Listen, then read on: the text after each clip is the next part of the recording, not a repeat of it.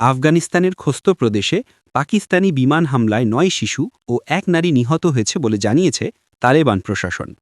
গুরবুজ জেলার ওয়ালিয়াত খানের বাড়িতে মধ্যরাতে হামলা চালানো হলে পুরো ঘর ধ্বংস হয়ে যায় এবং পরিবারটির নিরীহ সদস্যরা নিহত হন। একই সময়ে কুনার ও পাকতিকা প্রদেশেও আরও হামলায় ৪ জন বেসামরিক আহত হওয়ার খবর পাওয়া গেছে। তালেবান মুখপাত্র জাবিউল্লাহ মুজাহিদ বলেছেন, আফগানিস্তান যথাসময়ে কঠোর প্রতিক্রিয়া জানাবে এবং দেশের আকাশসীমা রক্ষার অধিকার তাঁদের আছে।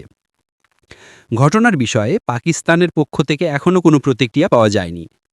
পেশোয়ারে আত্মঘাতী হামলার পরদিনই এই বিমান হামলা চালানো হয়, যার দায় নিয়েছে জামাত উল আহারা নামের একটি বিদ্রোহী শাখা। টিটিপি আফগান বাটি ব্যবহার করছে। পাকিস্তানের এমন অভিযোগের পর থেকেই দুদেশের সম্পর্ক আরও উত্তপ্ত হয়ে উঠেছে। ২০২১ সালে তালেবান ক্ষমতায় ফেরার পর থেকেই সীমান্ত পরিস্থিতি অস্থির এবং সাম্প্রতিক হামলা সেই উত্তেজনাকে আরও বাড়িয়ে দিল।